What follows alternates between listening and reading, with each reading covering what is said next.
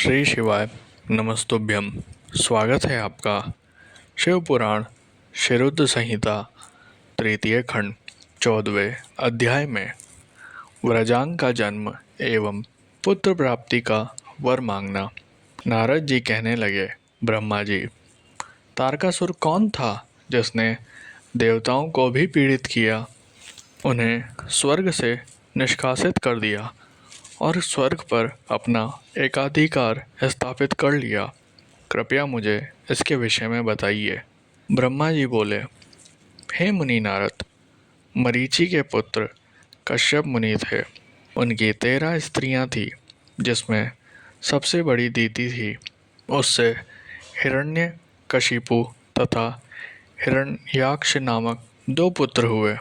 हिरण्यकशिपु तथा हिरण्याक्ष को श्री हरि विष्णु ने बारह तथा नरसिंह का रूप धारण करके मार दिया था।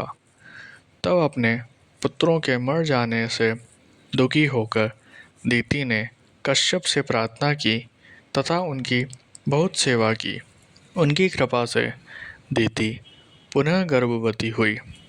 जब इंद्र को इस बात का पता चला तो उन्होंने दीति के गर्भ में ही उनके बच्चे को छोटे छोटे टुकड़े कर दिए, परंतु दीति के व्रत एवं अन्य भक्ति भाव से बालक को मारने में वे सफल न हुए। समय पूरा होने पर उसके गर्भ में 49 बालक उत्पन्न हुए।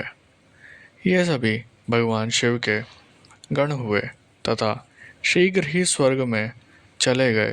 तत्पश्चात दीति पुनः अपने पति कश्यप मुनि के पास गई और उनसे पुनः मां बनने के विषय में कहने लगी।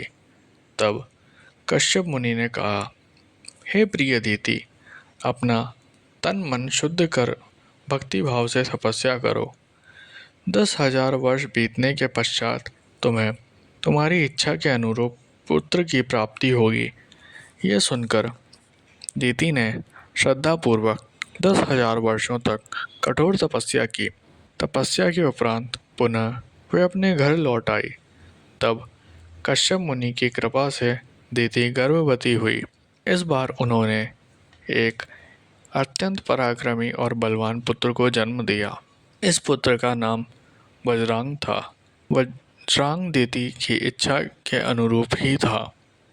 दीति इंद्र द्वारा किए गए छल कपट से बहुत दुखी थी और उनसे बदला लेने के लिए अपने पुत्र वज्रांग को देवताओं से युद्ध करने की आज्ञा दी। वज्रांग और सभी देवताओं का बहुत भयानक युद्ध हुआ। तत्पश्चात वीर और पराक्रमी वज्रांग ने अपनी माता के आशीर्वाद से सभी देवताओं को परास्त कर दिया और स्वर्ग का राज्य हत्या कर वहाँ का राजा बन गया। सभी देवता उसके अधीन हो गए। तब यह देखकर दीति को बहुत प्रसन्नता हुई। एक दिन कश्यप मुनि के साथ मैं स्वयं वज्रांग के पास गया। मैंने वज्रांग से अनुरोध किया कि वह देवताओं को इंद्र की गलती की सजा न दे तथा इंद्र सहित सभी देवताओं को क्षमा कर दे। मेरे इस प्रकार कहने पर वज्रांग बोला, हे ब्राह्मण, मुझे राज्य का कोई लोभ नहीं है। मैंने इंद्र की दुष्टता के कारण ही ऐसा किया है। इंद्र ने मेरी माता के गर्भ में घुसकर मेरे भाइयों को मारने का प्रयत्न किया था। तभी मैंने इंद्र के राज्य को जीतकर उसे स्वर्ग से निष्कासित कर दिया है। भगवान, मुझे भोग विलास का कोई भी इच्छा नहीं है। इंद्र सहित सभी देवता अपने अपने कर्मों का फल भोग चुके हैं। अब मैं स्वर्ग का राज्य इंद्र को वापस सौंप सकता हूँ। मैंने अपनी माता की आज्ञा मानकर यह सब किया है। प्रभु, आप मुझे सार तत्व का उपदेश दें जिससे मुझे सुख की प्राप्ति हो। वज्रांग के उद्देश्य को उत्तम जानकर मैंने उसे सात्विक तत्व के बारे में समझाया। फिर मैंने एक सुंदर व गुणी स्त्री उत्पन्न की और उसका विवाह वज्रांग से करा दिया। वज्रांग ने अपने सभी बुरे विचारों को त्याग दिया। परंतु उसकी पत्नी के हृदय में बुरे विचारों का ही मानो साम्राज्य था। उसकी पत्नी ने उसकी बहुत सेवा की। तब प्रसन्न होकर वज्रांग ने कहा, हे प्राण प्रिय, तुम क्या चाहती हो? मुझे बताओ, मैं तुम्हारी इच्छाएं अवश्य पूरी करूंगा। यह सुनकर वह परम सुंदरी बोली, पतिदेव, यदि आप मेरी सेवा से प्रसन्न हैं तो कृपया मुझे इस त्रिलोकी को जीतने वाला महापराक्रमी और बलवान पुत्र प्रदान करिए, जो ऐसा बलवान हो कि समस्त देवता उससे भयभीत रहें।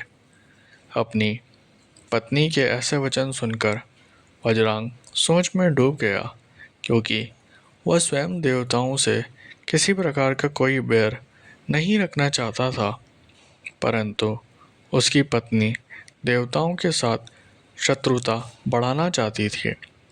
वज्रांग सोचने लगा कि यदि सिर्फ अपनी पत्नी की इच्छा को सर्वोपरि मानकर उसे पूरा कर दिया तो सारे संसार सहित देवताओं एवं मुनियों को दुख उठाना पड़ेगा, और यदि पत्नी की इच्छा को पूरा नहीं किया तो मैं नरक का भागी बनूंगा।